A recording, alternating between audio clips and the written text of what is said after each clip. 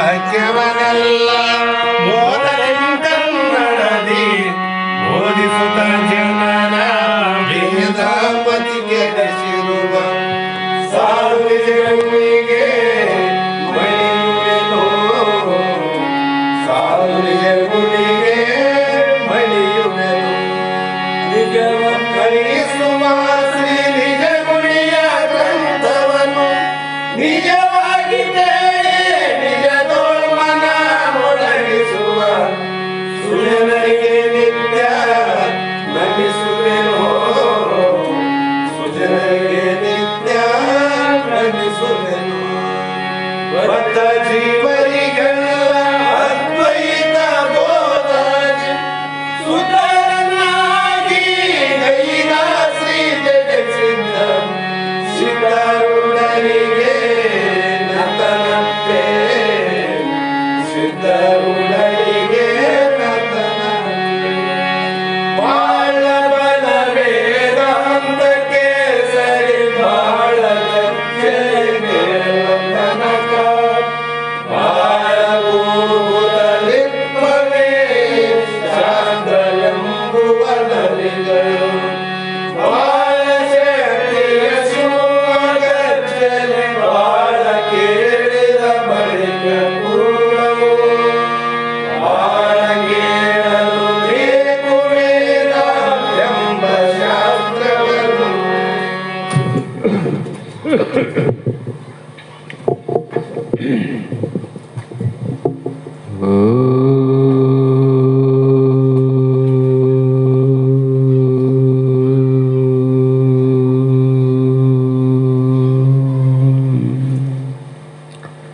ಗುರುವೇ ಸರ್ವಲೋಕಾನಾಂ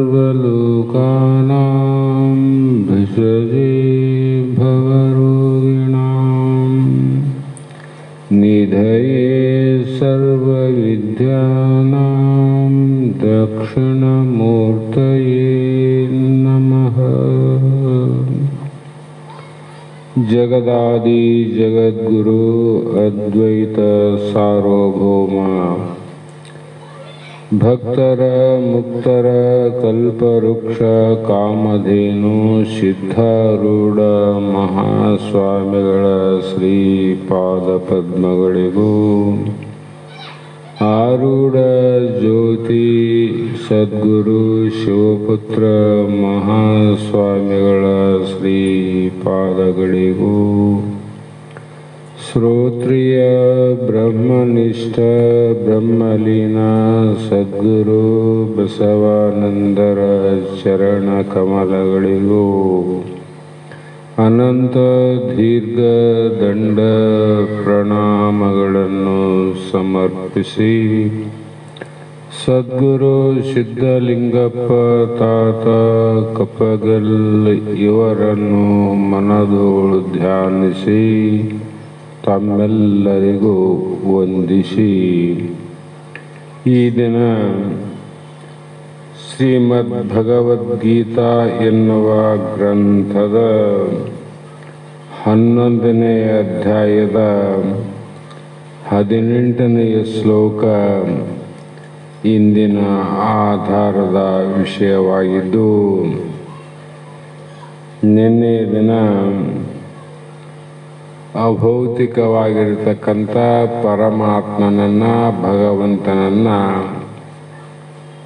ಅಡಿಯಲಿಕ್ಕೆ ತಿಳಿಯಲಿಕ್ಕೆ ಬಹಳ ಅಸಾಧ್ಯವಾದುದು ಅನ್ನುವ ಮಾತನ್ನು ಅರ್ಜುನ ಮನೋಭಾವದಲ್ಲಿ ವ್ಯಕ್ತಪಡಿಸಿದ್ದನ್ನು ಸಂಜಯನು ಧೃತರಾಷ್ಟ್ರನ ಮುಂದೆ ಹೇಳುವಂತನಾಗಿದ್ದು, ಈ ಮುಂದಿನ ಶ್ಲೋಕದಲ್ಲಿ ಆ ವಿಶ್ವರೂಪ ವಿರಾಟ ಸ್ವರೂಪದಲ್ಲಿ ಮತ್ತೆ ಏನನ್ನು ಕಂಡೆ ಏನನ್ನು ನೋಡಿದೆ ಅನ್ನುವ ಮಾತನ್ನು ಆಧಾರವಾಗಿಟ್ಟುಕೊಂಡು ಇಲ್ಲಿ ತ್ವಂ ಅಕ್ಷರಂ ಪರಮಂ ವೇದಿತವ್ಯಂ ತ್ವಂ ಅಸ್ಯ ವಿಶ್ವಸ್ಯ ಪರಂ ನಿಧಾನಂ ತ್ವಂ ಅವ್ಯಯ ಶಾಶ್ವತ ಧರ್ಮಗೋಪ್ತ ಸನಾತನ ತ್ವಂ ಪುರುಷ ಮತಃ ಮೇ ಅಂತ. ಅಂದರೆ ವೇದಿತಂ ತಿಳಿದುಕೊಳ್ಳಬೇಕಾದದ್ದು ಪರಮ ಅಕ್ಷರ. ನಾವು ಈ ಜಗತ್ತಿಗೆ ಯಾಕೆ ಹುಟ್ಟಿ ಬಂದೀವಿ ಅಂದರೆ ಇದರ ಮೂಲವನ್ನ, ಇದರ ಸ್ವರೂಪವನ್ನ ತಿಳಿದುಕೊಳ್ಳಲಿಕ್ಕೆ ನಾವೆಲ್ಲರೂ ಹುಟ್ಟಿ ಬಂದದ್ದು. ಹಾಗಾಗಿ ಈ ಒಂದು ಜಗತ್ತಿಗೆ ಮೂಲ ಅಕ್ಷರ ಯಾವುದು ಅಂತ ಹೇಳಿದ್ರೆ ಪರಮಾತ್ಮನ ಪೂರ್ಣವಾದ ಸ್ವರೂಪವೇ ಅಕ್ಷರ. ಅಕ್ಷರ ಮತ್ತು ಕ್ಷರ. ಕ್ಷರ ಅಂದ್ರೆ ನಾಶ ಆಗೋದು, ಅಕ್ಷರ ಅಂದ್ರೆ ನಾಶ ಆಗದೆ ಯಾವಾಗಲೂ ಇರೋದು. ಆ ಪರಿಚಯ ಯಾವಾಗ ಆಯಿತು ಅಂದಾಗ ಪರಮಾತ್ಮನ ದರ್ಶನ ಆಗಲೇ ನಮಗೂ ಆಗ್ತದ, ನಿಮಗೂ ಆಗ್ತದ. ಇಲ್ಲದಿದ್ದರೆ ಏನಾಗ್ತದಂದ್ರೆ ಅಪೂರ್ಣವಾದಂಥ ಪರಮಾತ್ಮನ ಒಂದು ಅಂಶ, ಪೂರ್ಣ ಅಂಶದ ಒಂದು ಭಾಗವನ್ನು ನಾವು ತಿಳಿದುಕೊಂಡಂಗಾಗ್ತದೆ ವಿನಃ ಪೂರ್ಣ ಆಗೋದಿಲ್ಲ ಅಂತ. ಹಾಗಾಗಿ ಪರಮಾತ್ಮನನ್ನು ತಿಳಿಬೇಕಾಗಿದ್ರೆ ಅವನು ಬಹಳ ಯೋಗ್ಯವಾದ, ಶ್ರೇಷ್ಠವಾದ, ಪರಮ ಘನವಾದ ಪರಮ ಅಕ್ಷರ ಸ್ವರೂಪನೇ ಆ ಪರಮಾತ್ಮನು. ಪರಮ ಅಕ್ಷರ ನೋಡ್ರಿ, ಯಾಕಂದ್ರೆ ಯಾವ ಸತ್ಯವನ್ನ ಕಂಡು ಹಿಡಿದಂಥ ಮಹಾಪುರುಷರು, ಜ್ಞಾನಿಗಳು, ಸಂತರು ಆ ಒಂದು ಪರವಸ್ತುವಿಗೆ ಪರಮ ಅಕ್ಷರ ಅಂತ ತಿಳಿದು ಅದನ್ನ ಪರಮ ಅಕ್ಷರ ಅಂತ ಮತ್ತೆ ಹೇಳಿದರು. ಅಕ್ಷರ ಅಂದ್ರೆ ಏನು? ನ ಕ್ಷರತಿ ನ ಶಿಷ್ಯತಿ ಅಕ್ಷರಂ ಅಂದ್ರೆ ಯಾವುದಕ್ಕೆ ಕ್ಷಯವಿಲ್ಲ, ಯಾವುದಕ್ಕೆ ನಾಶವಿಲ್ಲ, ಯಾವುದಕ್ಕೆ ಹುಟ್ಟು ಸಾವಿಲ್ಲ, ಅದು ಅಕ್ಷರ. ಅಂದಾಗ ಹುಟ್ಟು ಸಾವು ಉತ್ಪತ್ತಿ ನಾಶ ಇಲ್ಲದೆ ಇರ್ತಕ್ಕಂಥ ವಸ್ತು ಯಾವುದು ಅಂದ್ರೆ ಈಗಾಗಲೇ ನಿಮ್ಗೆಲ್ಲರಿಗೂ ಗೊತ್ತಿದೆ, ಅದು ಆತ್ಮ ಒಂದೇ ಅಂತ. ಆತ್ಮನನ್ನು ಬಿಟ್ಟರೆ ಶಾಶ್ವತವಾಗಿ ಕ್ಷಯವಾಗಲಾರದೆ ಇರೋದು ಯಾವುದು ಅಂದರೆ ಅದು ಆತ್ಮ. ಮತ್ತು ನಾಶ ಯಾವುದಕ್ಕಾಗ್ತದ ಅಂದರೆ ಘಟಕ್ಕೆ ನಾಶ ಉಂಟು ವಿನಃ ಘಟದಲ್ಲಿ ಆಕಾಶ ಏನದ, ಆಕಾಶಕ್ಕೆ ನಾಶ ಇಲ್ಲ ಅಂತ. ಅಂದ್ರೆ ಘಟ ಯಾಕಂದ್ರೆ ಘಟ ಜಡವಾಯಿತು, ಅದು ತೋರ್ತದ. ಅದಕ್ಕೆ ತೋರದೆ ಘಟಕ್ಕೆ ಆಶ್ರಯವಾಗಿ ಇರ್ತಕ್ಕಂಥದ್ದು ಯಾವುದು ಅಂದ್ರೆ ಅದು ಆಕಾಶ, ಘಟ ಆಕಾಶ. ಅದರಂತೆ ಕ್ಷಯವು ನಾಶ, ಕ್ಷಯ ನಾಶ, ಕ್ಷೀಣ ಆಗೋದು, ನಾಶ ಆಗೋದು ಯಾವುದು ಅಂದರೆ ಕೊಡದಲ್ಲಿ ಇರುವಂಥ ಬೈಲಿಗೆ ಕ್ಷಯನೂ ಇಲ್ಲ, ನಾಶ ಇಲ್ಲ. ಆದ್ರೆ ಕೊಡಕ್ಕೆ ಕ್ಷಯ ಆದ, ನಾಶ ಆಗ್ತದೆ, ಅದಕ್ಕೆ ಒಡೆದು ಹೋಗ್ತದೆ. ಇದು ಕ್ಷರ ಆಯಿತು, ಕೊಡ ಅಕ್ಷರ. ಕೊಡದೊಳಗಿನ ಬಯಲು ಅಕ್ಷರ ನೋಡ್ರಿ. ಅದರಂತೆ ಇಲ್ಲಿ ದೇಹಕ ಜಗತ್ತು ಅನ್ನುವುದೇನದ, ಇದೆಲ್ಲವೂ ಕ್ಷರ. ಕ್ಷರ ಅಂದ್ರೆ ಇದು ನಾಶ ಆಗ್ತದೆ, ಷಡ್ಭಾವದಿಂದ ವಿಕಾರ ಆಗ್ತದೆ. ಹಾಗಾಗಿ ಇದಕ್ಕೆ ನಾಶತ್ವ ಉಂಟು ವಿನಃ ಒಳಗೆ ಇರುವಂತ ಕೊಡದ ಒಳಗಿನ ಬಯಲಿಗೆ ನಾಶ ಇಲ್ಲಲ್ಲ. ಅದರಂತೆ ಈ ಘಟ ಅಂದ್ರೆ ಒಂದು ಕೊಡ, ಶರೀರ ಒಂದು ದೇಹ. ಈ ಶರೀರದಲ್ಲಿ ಇರುವಂತ ಚೈತನ್ಯಕ್ಕೆ ಯಾವುದೇ ರೀತಿ ನಾಶ ಇಲ್ಲ ಅಂದ್ರೇನು, ಕ್ಷಯ ಇಲ್ಲ, ಉತ್ಪತ್ತಿ ಇಲ್ಲ, ನಾಶ ಇಲ್ಲ. ಹಾಗಾಗಿ ಅಕ್ಷರ ಅನ್ನುವಂಥದ್ದು ಏನು ಜಗತ್ತಿನಲ್ಲಿ ಆದ ಅವೆಲ್ಲವೂ ಜಡ ರೂಪ ಇರ್ತಾವೆ ನೋಡ್ರಿ. ಅಕ್ಷರ ಅಂದ್ರೆ ಅದರ ಜಡ, ಕೊಡ ಅದು ಜಡ ಅದಿಲ್ಲ. ಅದರಂತೆ ಜಗತ್ತು, ಲೋಕ, ವಿಶ್ವ ಅನ್ನುವಂಥ ನಾಮರೂಪ ಏನು ತೋರ್ತದ ಅದೆಲ್ಲವೂ ಜಡ ಸ್ವರೂಪನೇ. ಜಡ ಇರಲೇಬೇಕು. ಅಜಡ ಆದರೆ ಅದು ತೋರಂಗಿಲ್ಲ. ಅದು ತೋರಂಗಿಲ್ಲ. ತೋರಂಗಿಲ್ಲ ಅಂದ್ರೆ ಇಷ್ಟು ಪ್ರಯತ್ನ ಆದ್ರೆ ಯಾಕೆ ಮಾಡಬೇಕು ಅಂದರೆ, ನಿಜಗುಣ ಶಿವಯೋಗಿಗಳು ಅದು ತೋರ್ತದ ದಿವ್ಯ ನೇತ್ರವುಳ್ಳಂಥ ವ್ಯಕ್ತಿಗೆ ಅನುಭವದಿ ನೋಡು ಮನುಜ ನೀನೇ ಮುಕ್ತ ಅಂತ. ನಿನ್ನೋಳಿಯದು ಸತ್ಯಪದ, ಅದನ್ನು ಅನುಭವದಿ ನೋಡು ಮನುಜ ನೀನೇ ಮುಕ್ತ ಅಂದ್ರೆ ಅನುಭವಕ್ಕೆ ಗೋಚರ ಆಗ್ತದೆ ವಿನ ಬೇರೆ ಯಾವುದೇ ಜ್ಯೋತಿಗಾಗಲಿ, ಯಾವುದೇ ರೀತಿಗಾಗಲಿ, ನೇಮಕ್ಕಾಗಲಿ ಅದು ಗೊತ್ತು ಆಗುವುದಲ್ಲ. ಹಾಗಾಗಿ ಸರ್ವಕ್ಕೂ ಮೂಲ ಕಾರಣವಾದದ್ದು ಯಾವುದು ಅಂತ ಅರ್ಥ ಆದರೆ ಅದು ಪರಮಾತ್ಮ ಅಂತ ಅರ್ಥ. ಜಗತ್ತಿಗೆ ಮೂಲ ಕಾರಣ ಯಾರು? ಆದಿಪುರುಷ ಅಂದ್ರಷ್ಟೇ, ಮೂಲ ಅಂದ್ರಷ್ಟೇ, ಕಾರಣ ಅಂದ್ರಷ್ಟೇ, ಅಧಿಷ್ಠಾನ ಅಂದ್ರಷ್ಟೇ, ಅದು ಪರಮಾತ್ಮ ಅಂತ. ಹಾಗಾಗಿ ಇಂಥ ಒಂದು ಅಕ್ಷರ ರೂಪನಾದಂಥ ಪರವಸ್ತುವನ್ನು ತಿಳಿದುಕೊಳ್ಳುವುದೇ ಯೋಗ್ಯ ಅಂತ ನಮಗೆ ಹೇಳಿ, ಅಂಥದ್ದನ್ನು ತಿಳಿದುಕೊಂಡವನು ಯಾರು? ಅರ್ಜುನ ಅಂತ. ಮತ್ತೆ ಪರಮೇಶ್ವರನು ಇನ್ನೊಂದು ಏನದ, ಈ ಜಗತ್ತಿಗೆ ಪರಮ ಆಶ್ರಯವಾದವನು ಪರಮಾತ್ಮನೇ. ಬಂಗಾರದ ಆಭರಣಗಳಿಗೆಲ್ಲರಿಗೂ ಆಧಾರ ಯಾವುದು ಅಂದರೆ ಬಂಗಾರನಲ್ಲ. ಆಭರಣ ಎಲ್ಲಕ್ಕೂ ಅಧಿಷ್ಠಾನ ಬಂಗಾರ ಇದ್ದಂಗೆ. ಯಾಕಂದರೆ ಯಾವುದೇ ಒಂದು ವಸ್ತು ತೋರಬೇಕಾಗಿತ್ತಂದರೆ ಅದಕ್ಕೊಂದು ಆಶ್ರಯ ಇರಲೇಬೇಕು. ಇದನ್ನು ಮೊದಲು ತಿಳ್ಕೋಬೇಕು ನಾವು.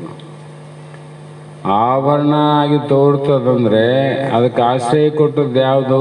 ಬಂಗಾರ ಅದಲ್ಲ. ಹಾಗೆ ಆಶ್ರಯವಿಲ್ಲದಿದ್ದರೆ ಆಶ್ರಿತ ವಸ್ತು ಬಾಳಲಾರದು. ಯಾವುದು ಬಾಳಂಗಿಲ್ಲ? ಆಶ್ರಯವಿಲ್ಲದಿದ್ದರೆ. ಆಶ್ರಯ ಯಾವುದು ಕೊಟ್ಟದ? ಬಂಗಾರ. ಆ ಬಂಗಾರ ಇಲ್ಲದ ಆಭರಣ ಇರ್ಲಿಕ್ಕೆ ಬರ್ತದೇನು? ಬಾಳಲಾರದು. ಅಂದ್ರೆ ಅದಕ್ಕೆ ಬದುಕೇ ಇಲ್ಲ ಅಂತ. ಬದುಕಾದೇನಕ್ಕೆ ಇಲ್ಲ. ಅದೇ ರೀತಿ ಆಶ್ರಯವಾದಂಥ ಈ ಭೂಮಿ ಏನದಲ್ಲ, ಆ ಭೂಮಿ ಮೇಲೆ ನಾವೆಲ್ಲರೂ ನಮ್ಮದೇ ಆದಂಥ ಒಂದು ಮನೆಯನ್ನು ಕಟ್ಟಿಕೊಂಡ್ವಿ. ಇದು ಆಶ್ರಿತ. ಬಂಗಾರದಲ್ಲಿ ಆಭರಣ ಆಶ್ರಿತ. ಈ ಭೂಮಿಯ ಮೇಲೆ ನಾವು ಕಟ್ಟಿಕೊಂಡ ಮನೆಗಳೆಲ್ಲ ಆಶ್ರಿತ. ಈ ಭೂಮಿ ಇಲ್ದಿದ್ರೆ ಆಶ್ರಿತವಾದ ಮನೆ ಬಾಳ್ತದೇನು? ಅದಕ್ಕೆ ಬದುಕೇ ಇಲ್ಲ ಅಂತ.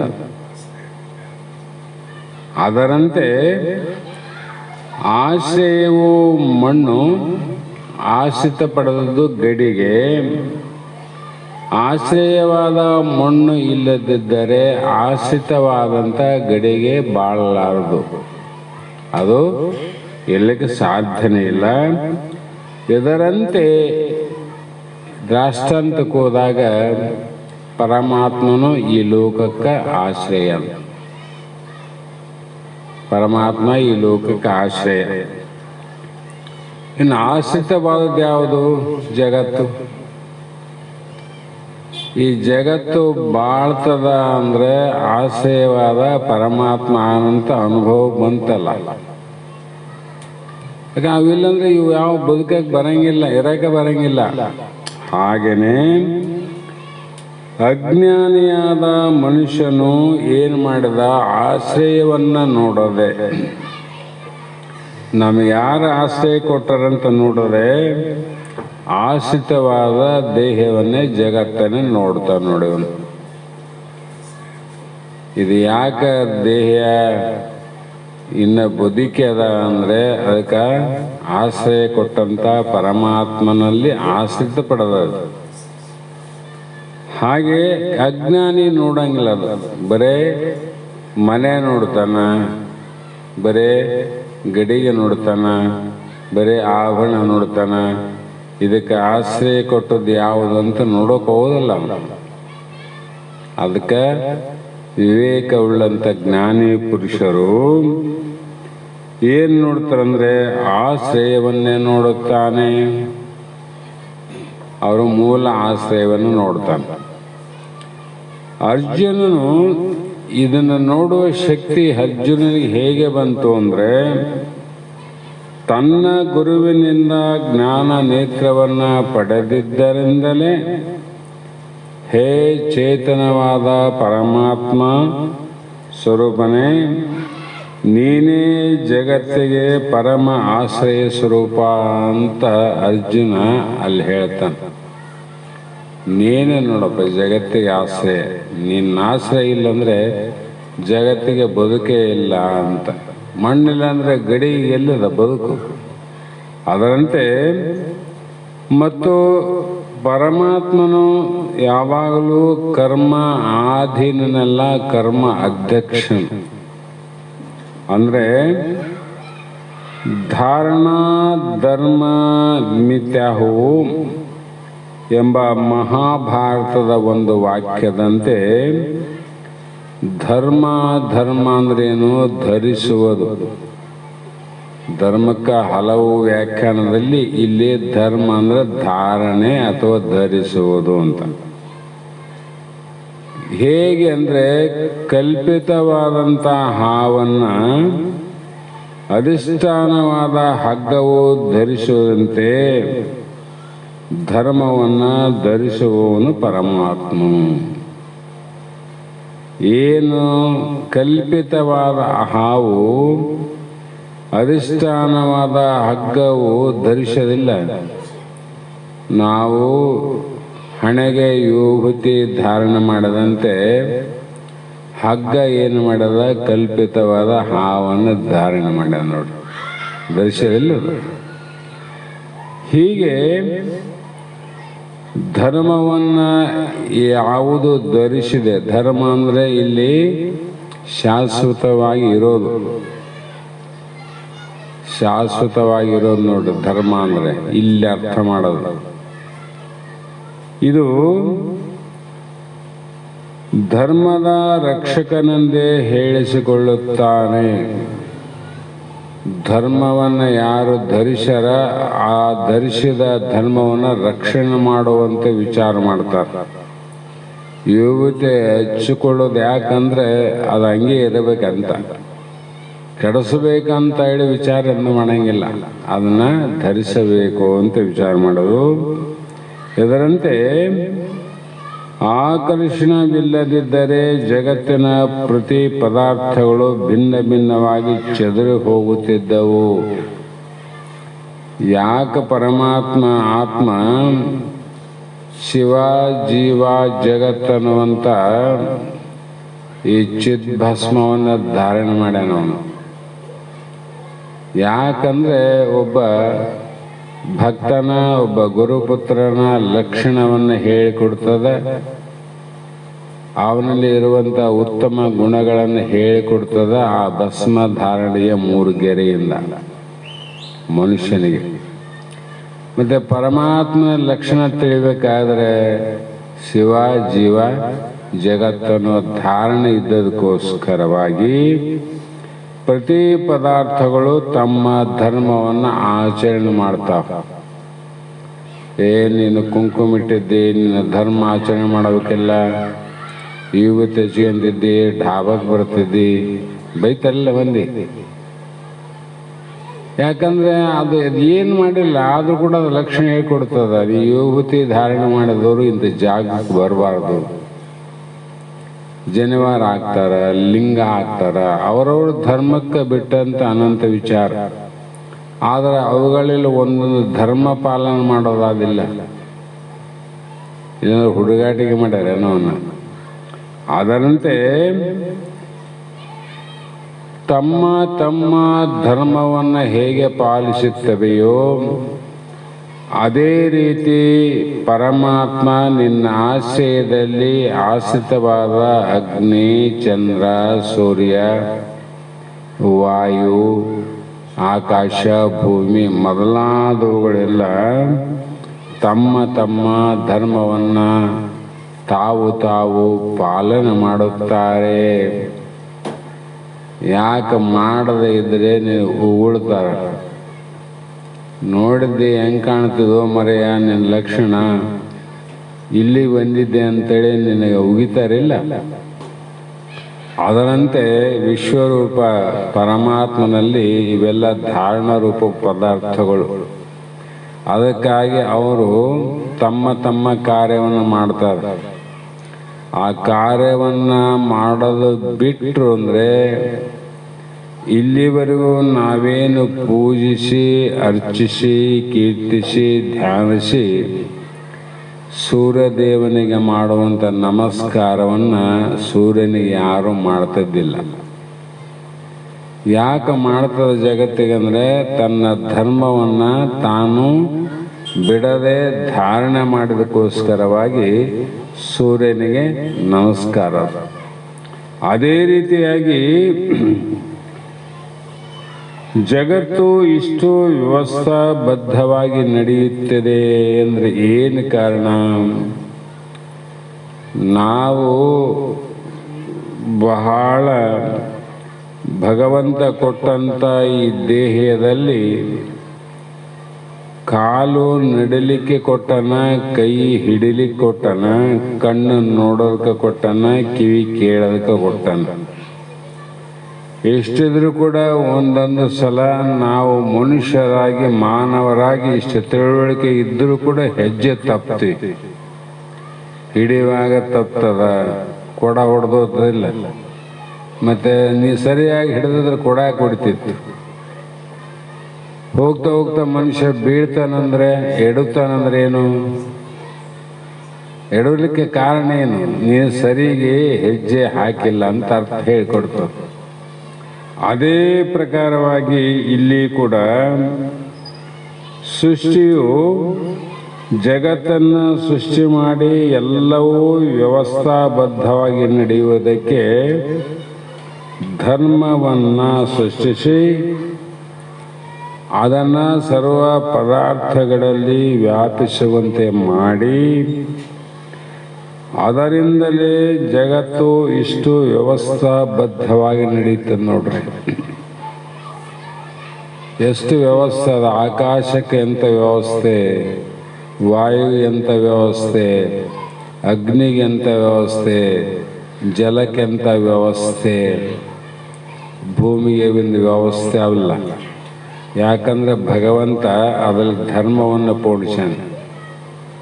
ಅದಕ್ಕಾಗಿ ಆ ಧರ್ಮವನ್ನು ಪಾಲನೆ ಮಾಡೋದಕ್ಕೋಸ್ಕರವಾಗಿ ಆಕಾಶ ಆಶ್ರಯವನ್ನು ಕೊಟ್ಟದ. ವಾಯು ಎಲ್ಲ ಜೀವಿಗಳಿಗೆ ಪ್ರಾಣವಾಗಿ ಕಾರ್ಯ ಮಾಡ್ತದ. ಅಗ್ನಿ ಯಾವಾಗಲೂ ಬೆಳಗ್ತದ, ನೀರು ಹರಿತದ.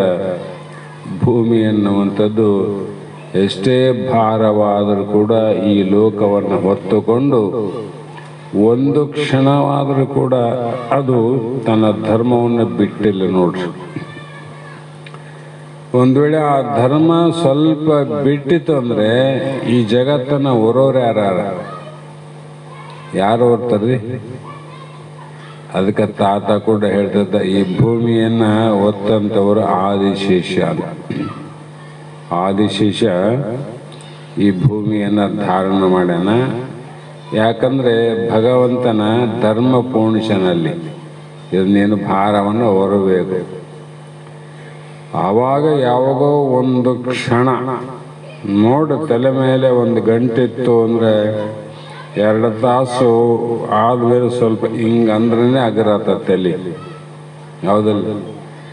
ಅದರಂತೆ ಆದಿಶೇಷ ಭೂಮಿಯನ್ನು ಜಗತ್ತನ್ನು ಧಾರಣ ಮಾಡಿ ಯಾವಾಗೋ ಒಂದು ಸಲ ಸ್ವಲ್ಪ ಹಿಂಗಂದಾಗ ಇಲ್ಲಿ ಏನಾಗ್ತದ, ಭೂಕಂಪ ಆಗ್ತದೆ ನೋಡ್ರಿ.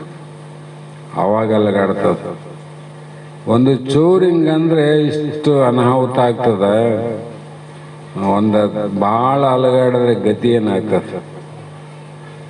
ಅಲಗಾಡ್ಲನ್ನು ಮಾಡಿದ ಯಾರು ಅಂದರೆ ಪರಮಾತ್ಮನ ಧರ್ಮ ಅಂತ. ಅವೆಲ್ಲ ವ್ಯವಸ್ಥಿತವಾಗಿ ಮಾಡ್ಯಾನ ಭಗವಂತ. ಹಾಗಾಗಿ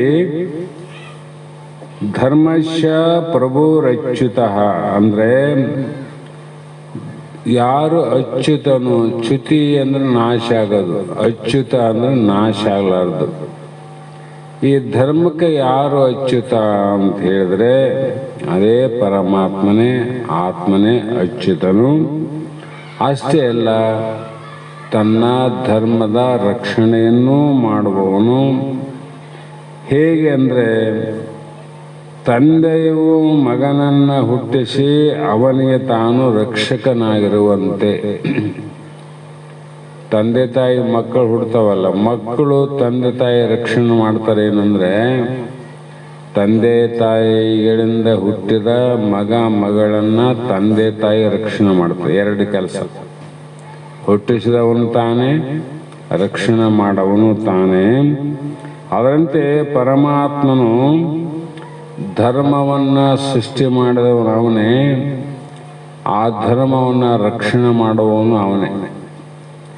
ಜಗತ್ತು ಹೊಂಟದ, ನಾವು ರಕ್ಷಣೆ ಮಾಡಲಾದ್ರೆ ಹೆಂಗೆ ಉಳ್ತಿದ್ರಿ, ನಾ ಮಾಡಿದ್ರೆ ಹೆಂಗಾಗ್ತದ, ಅದು ಅವಾಗ ನಾಶ ಆಗ್ತದ, ಇವಾಗ ನಾಶ ಆಗ್ತದ, ಅಲ್ಲೋಲ ಆಗ್ತದ, ಕಲ್ಲೋಲ ಆಗ್ತದ. ನೀನ್ಯಾವನಂತ? ನಿನ್ನ ತಲೆಯಲ್ಲಿ ಬರುವಂಥ ಒಂದು ಬಿಳಿ ಕೂದಲ ಬರಲಾರ್ದಂಗೆ ರಕ್ಷಣೆ ಮಾಡಿಕೊಳ್ಳೋ ಶಕ್ತಿ ತಾಕತ್ತು ನಮ್ಮಲ್ಲಿಲ್ಲ. ಇನ್ನು ಜಗತ್ತೇನು ರಕ್ಷಣೆ ಮಾಡ್ತೀವಿ? ಅದಕ್ಕೆ ಮಾಡೋರು ಅವ್ರು ಮಾಡೋರು ಮಾಡ್ತಾರೆ, ಪರಮಾತ್ಮ ಮಾಡ್ತಾನ. ಹಾಗಾಗಿ ಇಂಥ ಒಂದು ದಿವ್ಯವಾದ, ಅದ್ಭುತವಾದ, ಅಮೋಘವಾದಂಥ ಶಕ್ತಿ ಸಾಮರ್ಥ್ಯವನ್ನು ಹಿಂದಿನ ಕೆಲವು ಶ್ಲೋಕಗಳಿಂದ ಇಲ್ಲಿಯ ಪರ್ಯಂತರವಾಗಿ ತನ್ನ ಜ್ಞಾನ ನೇತ್ರದಿಂದ ಆ ಅರ್ಜುನ ಅನುಭವಿಸಿದ. ನಮ್ಮ ಮೊದಲೇ ಹೇಳೀನಿ,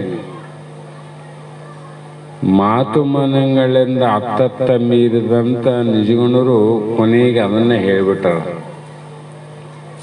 ಅರ್ಜುನನ ಮಾತಿಗೆ, ಮನಸ್ಸಿಗೆ ಗೋಚರ ಆಗದೇ ಇರುವಂಥದ್ದು ಆ ಶ್ರೀಕೃಷ್ಣ ಭಗವಂತ ಏನು ಅನುಗ್ರಹ ಮಾಡಿದ ಜ್ಞಾನ ನೇತ್ರ. ಆ ಜ್ಞಾನ ನೇತ್ರದಿಂದ ಅನುಭವಿಸಿದ ನೋಡ್ರಿ, ಅನುಭವಿಸಿದ. ಹಾಗಾಗಿ ಪರಮಾತ್ಮ ಹೇಗೆ ಅಂದರೆ, ಪರಮಾತ್ಮ ಅವಿನಾಶಿ ಅಂತ.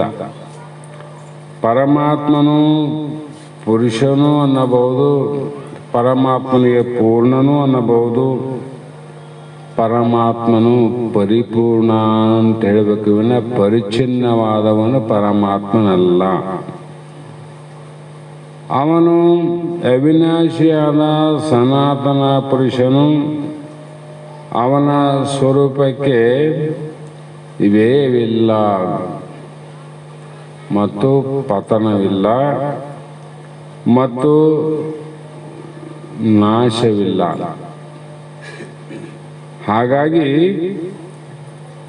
ಅದು ಏಕರಸನು, ನಿತ್ಯನು, ನಿರಾಮಯನು ಆದುದರಿಂದ ಸನಾತನ ಪುರುಷನು. ಸನಾತನ ಎಂದರೆ ಹಳೆಯವನು ಎಂದರ್ಥಲ್ಲ, ಹಳೆಯದಂತರ್ಥಲ್ಲ. ಸನಾತನೆಂದರೆ ನಿತ್ಯ, ನೂತನನು ಎಂದು ಅರ್ಥ ಮಾಡಬೇಕು. ಗಡಿಗೆ ತಂದೀವಿ, ಬಂಗಾರ ತಂದೀವಲ್ಲ, ಬಂಗಾರ ಆಭರಣ ಹಳೆಯವಾಗ್ತವ, ಗಡಿಗೆ ಹಳೇದಾಗ್ಯದ. ಹೌದಲ್ಲ? ಬೈಲು ಹಳೇದನದು, ನಿತ್ಯ ನೂತನ ಅಂತದ್ದು. ಯಾಕಂದ್ರೆ ಅದಕ್ಕೆ ಉತ್ಪತ್ತಿ ಇಲ್ಲ, ನಾಶ ಇಲ್ಲ. ಗಡಿಗೆ ಉತ್ಪತ್ತಿ ನಾಶ ಇದ್ದದಕ್ಕೆ ಹಳೇದು ಅಂತ ಕರಿತೀವಿ. ಮನೆಯಲ್ಲಿ ಯಾವುದೇ ವಸ್ತು ಇದ್ರೂ ಕೂಡ ಹಳೆಯದು ಹೊಸದಂತಾದಲ್ಲ. ಆದರೆ ಇಲ್ಲಿ ನಿತ್ಯ ನೂತನವಾಗಿ ಶಾಶ್ವತವಾಗಿ ಜಗತ್ತಿಗೆ ಧರ್ಮವನ್ನು ಪೂರ್ಣಿಸಿ ಧರ್ಮ ರಕ್ಷಣೆಯನ್ನು ಮಾಡುವಂಥ ಶಕ್ತಿ ಯಾವುದಕ್ಕಿದೆಯೋ ಅದು ಆತ್ಮ, ಅದು ಪರಮಾತ್ಮ. ಹೀಗೆ ಮುಂದಿನ ಶ್ಲೋಕದಲ್ಲಿ ತಾನು ಕಂಡಂಥ ಅನಂತ ವಿಚಾರಗಳನ್ನು ಅನಾದಿ ಮಧ್ಯಾಂತಂ ಅನಂತ ವೀರ್ಯಂ ಅನಂತ ಬಾಹುಂ ಶಶಿ ಸೂರ್ಯನೇತ್ರಂ ಪಶ್ಯಾಮಿ ತ್ವಾಂ ದೀಪ್ತ ಹುತಾಶವಕ್ತ್ರಂ ಸ್ವತೇಜಸ ವಿಶ್ವಂ ಇದಂ ತಪಂತಂ ಅಂತ ಈ ಶ್ಲೋಕದಲ್ಲಿ ಆದಿ ಮಧ್ಯ ಅಂತ್ಯಗಳು ಇಲ್ಲದ್ದು ಯಾವುದಾದ ಅದು ಪರವಸ್ತು. ಅದು ಆದಿ ಮಧ್ಯ ಅಂತ್ಯ ಇಲ್ಲ. ಜಗತ್ತಿಗೆ ಆದಿ ಅದ, ಮಧ್ಯ ಅದ, ಅಂತ್ಯ ಅದ. ಯಾಕ್ರಿ? ಇದು ಸೃಷ್ಟಿಯಾದ, ಸ್ಥಿತಿಯಾದ, ಪ್ರಳಯ ಅದ. ಮತ್ತೆ ಇರ್ತದೇನಿದು? ಹೋತದ. ಆದರೆ ಇದರೊಳಗಿರುವಂಥ ಧರ್ಮ, ಆ ಜ್ಞಾನ ಏನದ, ಅದು ಆದಿನೂ ಅಲ್ಲ, ಮಧ್ಯನೂ ಅಲ್ಲ, ಅದು ಅಂತ್ಯನೂ ಅಲ್ಲ. ಯಾಕಂದ್ರೆ ಇದು ಪರಿಚಿನ್ನತೆಗಳು ಜಡ ಪದಾರ್ಥಕ್ಕೆ ಸಂಭವಿಸುತ್ತವೆ. ಪರಿಚಿನ್ನ ವಸ್ತು ಎಷ್ಟಾವ ಅವೆಲ್ಲ ಜಡ ಪದಾರ್ಥಕ್ಕೆ. ಇಲ್ಲಿ ವಿದ್ಯುತ್ತನ್ನ, ಪ್ರಕಾಶವನ್ನ, ಬೆಳಕನ್ನ ಉತ್ಪತ್ತಿ ಮಾಡುವಂತ ಒಂದು ಪ್ಲಾಂಟ್ ಅದ. ಇಲ್ಲಿದ್ದದ್ದು ರಾಯಚೂರಾಗಿಲ್ಲ ನೋಡ್ರಿ. ಆದನದು ಇಲ್ಲ, ಇರಕ್ಕೆ ಬರಂಗಿಲ್ಲ ಅಂತ. ಅದರಂತೆ ಇದಕ್ಕೆ ಆದಿ ಉಂಟು, ಮಧ್ಯ ಉಂಟು, ಅಂತ್ಯ ಉಂಟು. ಯಾವಾಗ ಪ್ರಾರಂಭ ಆಯಿತು ಅಂದರೆ 1977 ಏನೋ ಇದಕ್ಕೆ ಶಂಕುಸ್ಥಾಪನೆ ಆಯಿತು.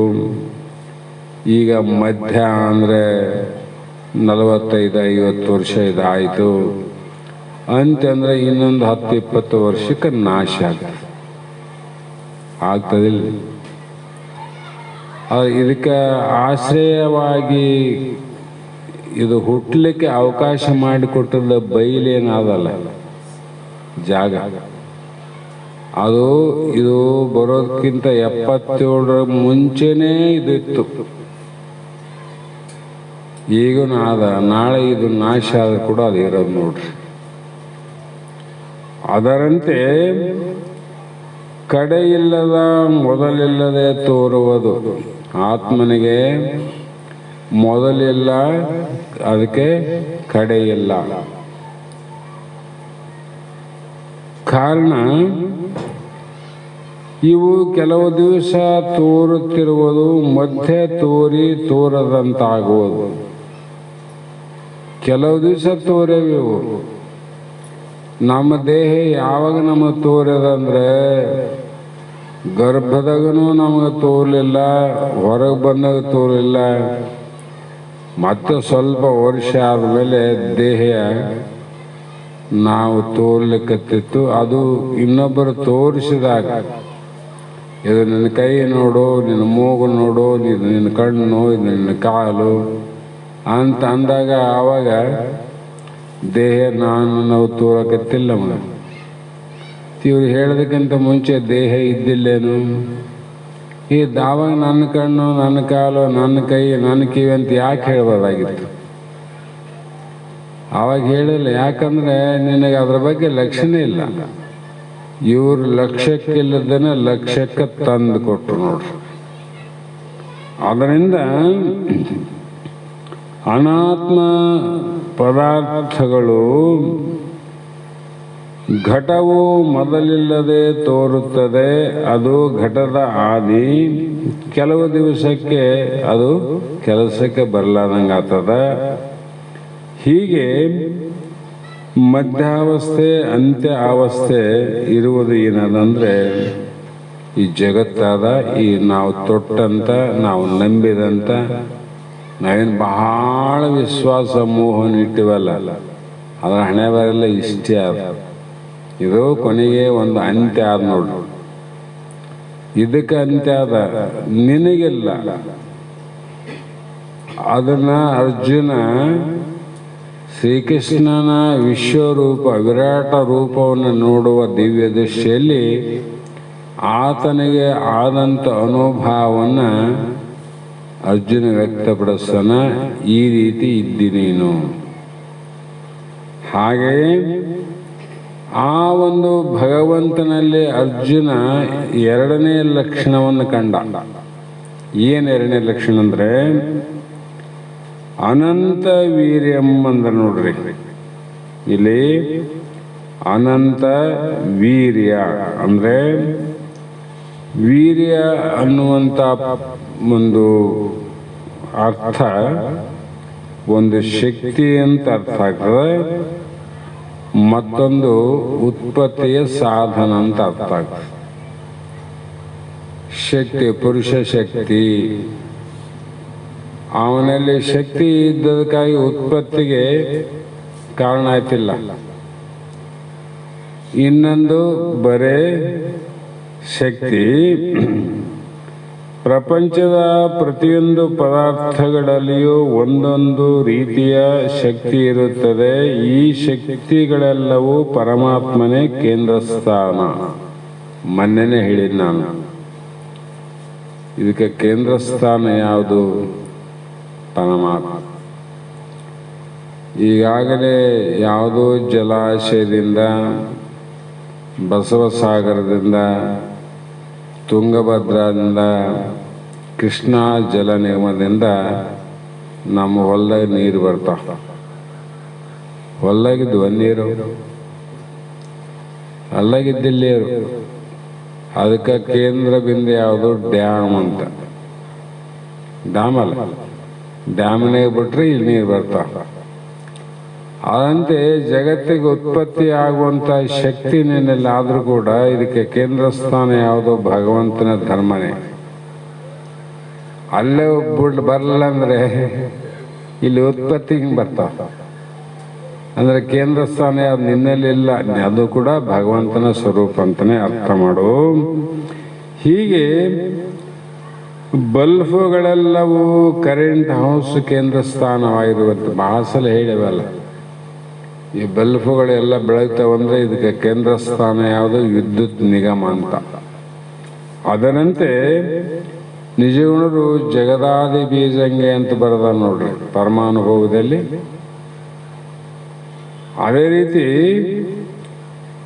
ಜಗತ್ತಿಗೆ ಆದಿ ಬೀಜನು ಅಜ್ಞಾನ ದೃಷ್ಟಿಗೆ ಪ್ರಪಂಚದಲ್ಲಿರುವ ಒಂದು ಪದಾರ್ಥದ ಉತ್ಪತ್ತಿಯು ಮತ್ತೊಂದು ಪದಾರ್ಥದಿಂದ ಆಗಿದೆ ಎಂದು ತೋರಿ ಬಂದರೂ ಅರ್ಜುನನು ತನ್ನ ದಿವ್ಯ ನೇತ್ರದಿಂದ ಸರ್ವ ಪದಾರ್ಥಗಳ ಉತ್ಪತ್ತಿ ಪರಮಾತ್ಮನಿಂದಲೇ ಅಂತ ಕಮಟ.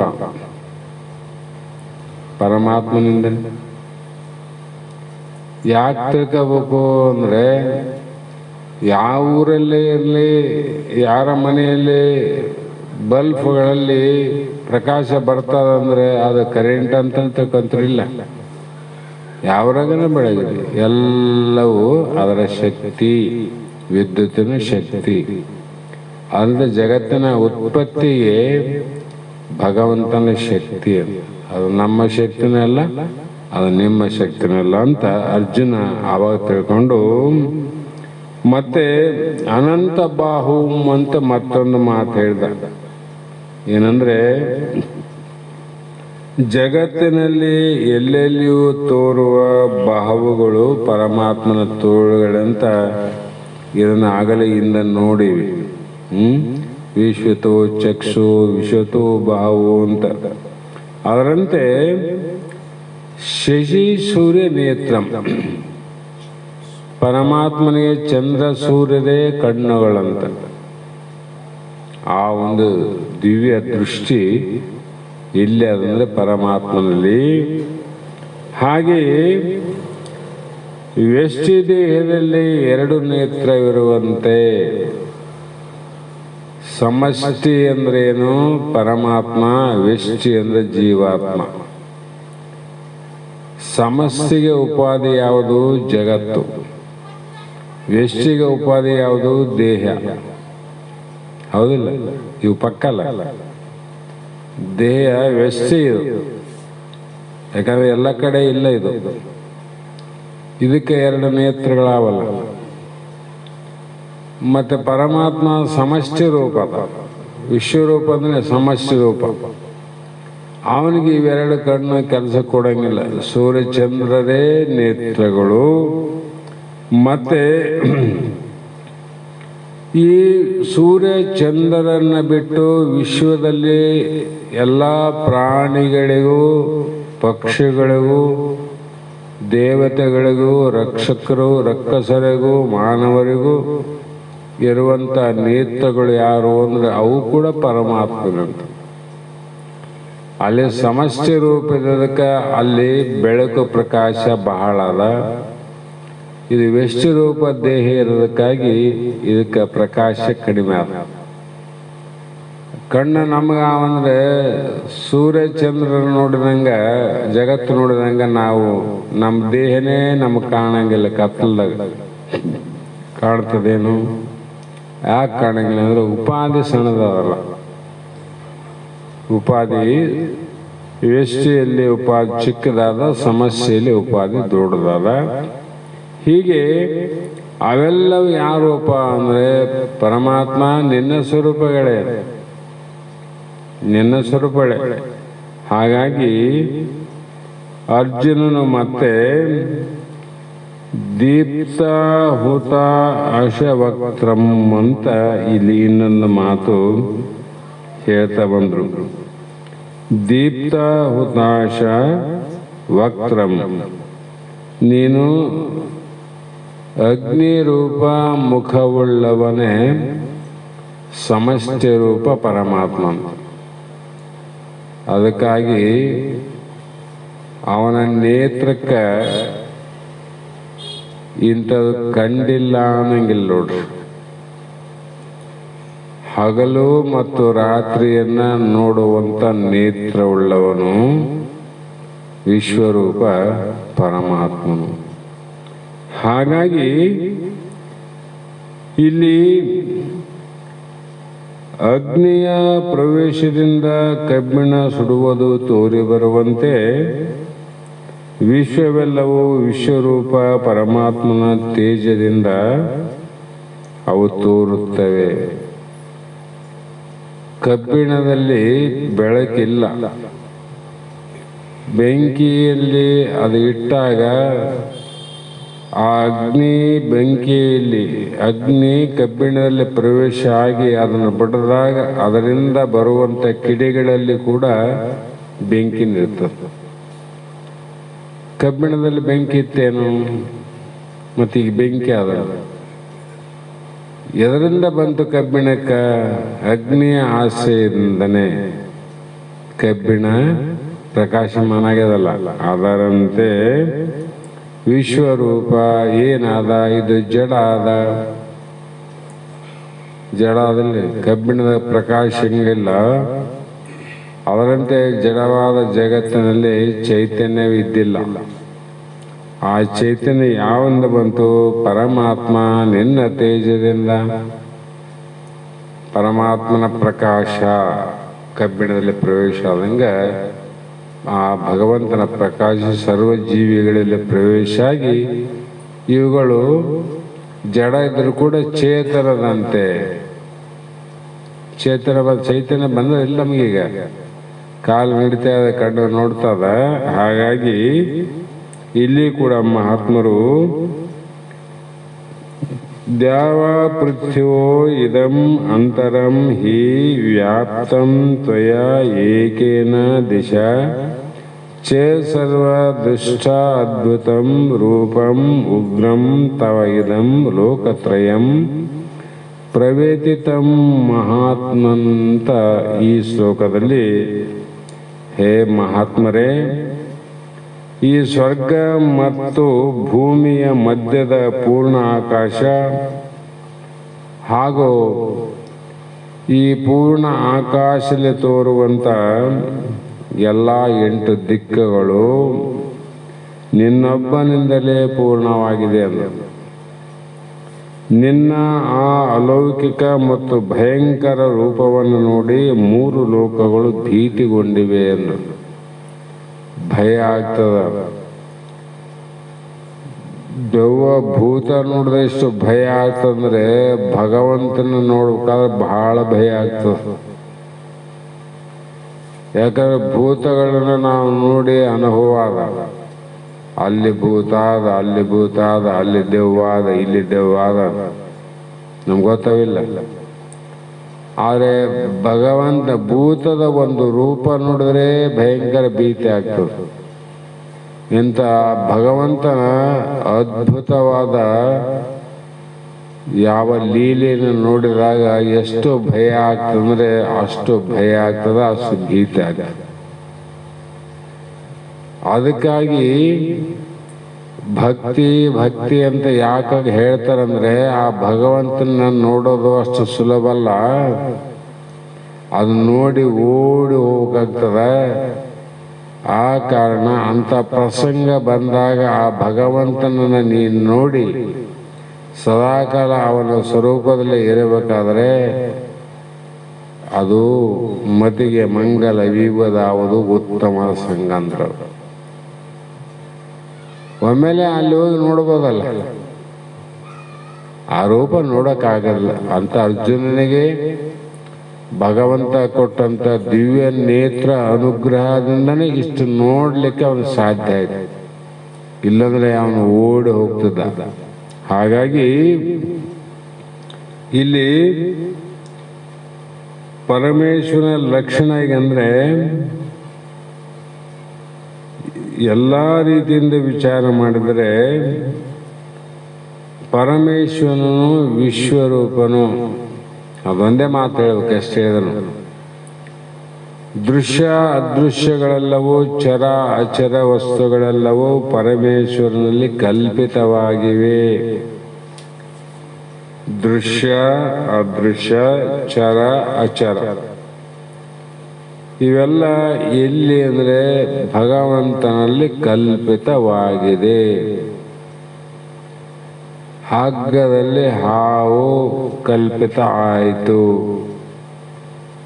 ಅದು ಯಾವ ಬಣ್ಣದ್ದು ಯಾವ ಜಾತಿದು ಅಂದರೆ ಅವು ಬರೋದಲ್ಲಿ ನೋಡಿ ಶಾಸ್ತ್ರದಾಗ. ಹಗ್ಗದಲ್ಲಿ ಹಾವಂತ ಬರ್ತಾರೆ ಇಷ್ಟೇ. ಅದು ನಾಗರಾವಿತ್ತು, ಹಸರಾವಿತ್ತು, ಕೇರಾವಿತ್ತು, ವಾಸುಗೆ ಇತ್ತು. ಇಲ್ಲ, ಯಾಕಂದ್ರೆ ಕಲ್ಪಿತಕ್ಕೆ ನಿರ್ದಿಷ್ಟವಾಗಿರ್ತಕ್ಕಂಥ ಶಾಶ್ವತವಾದ ನಾಮರೂಪಗಳು ಇರೋದಿಲ್ಲ ಅಂತ ಬದಲಾವಣೆ ಆಗ್ತಾ. ನಮ್ಮ ರೂಪ ಈಗ ಬದಲಾವಣೆ ಆಗಿಲ್ಲೇನು, ಆಗ್ತಾ ಬಂದಾವ. ಹಾಗಾಗಿ ಒಂದು ವಿಶ್ವದ ಪ್ರತಿ ಅಣುಗಳೆಲ್ಲವೂ ಪರಮೇಶ್ವರನ ದರ್ಶನದ ಸಾಧಗಳು. ವಿಶ್ವವೆಂಬ ಗ್ರಂಥದ ಪ್ರತಿ ಪುಟದಲ್ಲಿಯೂ ಪರಮೇಶ್ವರನ ಲಿಖಿತನಾಗಿದ್ದಾನೆ. ಜಗತ್ತಿನ ಪ್ರತಿಯೊಂದು ಪುಟದಲ್ಲಿಯೂ ಅಣುರೇಣು ತೃಣಕಾಷ್ಟದಲ್ಲಿ ಎಲ್ಲ ಕಡೆ ಇದ್ದು ತನ್ನನ್ನ ಪರಮೇಶ್ವರನಾಗಿ ತಿಳಿದ ಜ್ಞಾನಿಯು ಈ ವಿಶ್ವವನ್ನ ಪರಮೇಶ್ವರ ರೂಪದಲ್ಲೇ ನೋಡಲ್ಪಡುವನು. ನಾವು ಜಗತ್ತನ್ನು ಯಾವ ರೀತಿ ನೋಡ್ತೀವಿ ಅದೇ ರೀತಿಯಾಗಿ ನಾವು ಇರಕ್ಕೆ ಬರ್ತೇವೆ. ನಾವು ನೋಡುವ ರೀತಿಯಲ್ಲಿ ಜಗತ್ತು, ಅದು ಜಗತ್ತಿನಲ್ಲಿ ರೀತಿ ಇಲ್ಲ, ನಾವು ನೋಡುವ ದೃಷ್ಟಿ ಇಲ್ಲ. ನಿನ್ನೆ ಹೇಳಿದ್ನಲ್ಲ, ಒಬ್ಬಳು ವೇಶ್ಯ ಅಲ್ಲೂ, ಒಬ್ಬಳು ತಾಯಿ ಅಲ್ಲೂ, ಒಬ್ಬಳು ದೇವತೆ ಅಲ್ಲೂ. ಒಬ್ಬಳೇ 3 ಪ್ರಕಾರ ಆಗ್ಲಿಕ್ಕೆ ಒಬ್ಬರಿಂದ ಸಾಧ್ಯ ಇಲ್ಲ. ಆದ್ರೂ 3 ರೀತಿ ಆಗ್ಯದ ನೋಡ್ರಿ. ಕಾರಣ ಏನು? ದೃಷ್ಟಿ ಬೇರೆ, ಸಮದೃಷ್ಟಿ ಬೇರೆ, ದಿವ್ಯ ದೃಷ್ಟಿ ಬೇರೆ ಅಂತ. ಹಾಗಾಗಿ ಅರ್ಜುನನು, ಹೇ ಪ್ರಭು, ಜಗತ್ತಿನಲ್ಲಿ ಒಳ್ಳೆಯದು, ಕೆಟ್ಟದ್ದು, ಶಾಂತವಾದದ್ದು, ಉಗ್ರವಾದದ್ದು, ಸ್ವರೂಪವಾದದ್ದು, ಕುರೂಪವಾದದ್ದು ಆತ್ಮನೇ. ಹೀಗಿದ್ದರೂ ಸಮನ್ವಯ ದೃಷ್ಟಿ ಇಲ್ಲದ ಮಾನವರು ಕೆಟ್ಟದ್ದನ್ನು, ಉಗ್ರವಾದದ್ದನ್ನು, ಕುರೂಪವಾದದ್ದನ್ನು ನೋಡಿ ಸಹಿಸಲಾರರು. ಇಲ್ಲ ಭಗವಂತ ಅದಕ್ಕೆ ಕಾಯ ಕರನೆ ಕಂದಿದೊಡೆಯನೆಯ, ಕಾಯ ಕರ ಮೆರನೆ ಮಿಂಚಿದೊಡೆಯನೆಯ. ಅಂತರಂಗ ಶುದ್ಧವಾದ ಬಳಿಕ ನಮ್ಮ ಒಲಿದ ಕಾಯ ಹೇಗಿದ್ದರೇನಯ್ಯ, ಅದನ್ನೇ ಯಾಕೆ ನೋಡೋಕೋತೀನಿ ಅಂತ. ಹಾಗೆ ಈ ಪ್ರಕಾರವಾಗಿ ಪರಮೇಶ್ವರನು ಅನುಭವಪೂರ್ವಕವಾಗಿ ನೋಡಿ ಸರ್ವತ್ವ ಪರಮೇಶ್ವರನ ಅಸ್ತಿತ್ವವನ್ನು ನೋಡುತ್ತಾನೆ.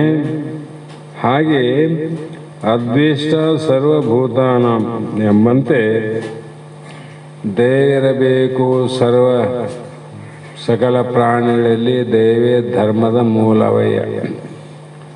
ಆ ದಯ ಯಾವ ಬರ್ತದ, ಹಿಂಗ ನೋಡಿದಾಗ ದಯ ಬರ್ತದ.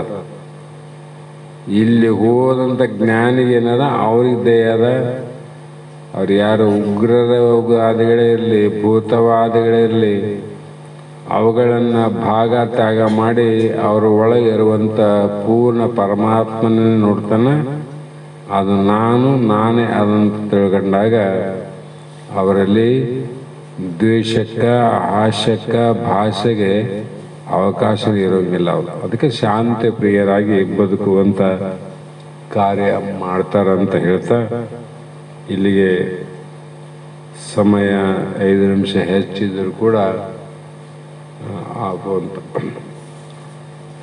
ಮತ್ತೆ ನಾಳೆ ದಿನ ಮುಂದುವರ್ಸೋಣ ಅನ್ನುವಂಥ ಮಾತನ್ನು ಹೇಳ್ತಾ ಇದರಲ್ಲಿ ಒಂದು ಹಾಡಿತ್ತು ನೋಡೋ ಸಮಯ ಅದ, ಸಿಕ್ಕರೆ ಅದು ಹಾಕೋಣಂತ. ಬಿಟ್ಟಿನಿ.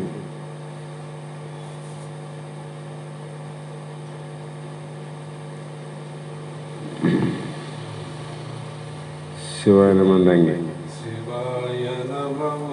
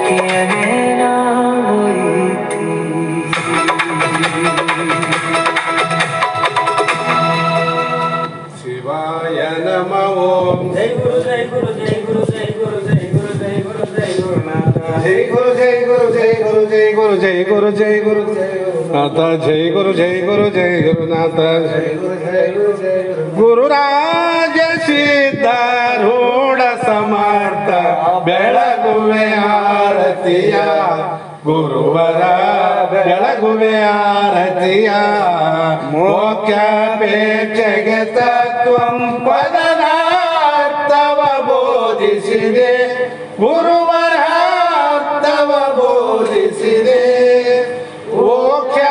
ಓಕ್ಷಾವಾನ ಶಂಕರ ನಾಮ ಉಚಾರವ ಮಾಡಿಸಿದೆ ಗುರುವರ ಉಚಾರವ ಮಾಡಿಸಿದೆ ಶ್ಯಾಮರಾಮ ಶ್ರೀರಾಮ ಭಿನ್ನ ಶಂಕರ ನೀನಿರುವೆ ಗುರುವರ ಶಂಕರ ನೀನಿರುವೆ ಕಾಮ ಕ್ರೋಧವ ನಾಶಿಸಿ ಜಗದೊಳು ಶಾಂತಿಯ ಬೀರಿದೆ ಗುರುವರ ಶಾಂತಿಯ ಬೀರಿದೆ ಶರಣ ಭಜಕರ ದುರಿತ ವೃಂದವ ತ್ವರಿತದಿ ನಾಶಿಸಿದೆ ಗುರುವರ ತ್ವರಿತದಿ ನಾಶಿಸಿದೆ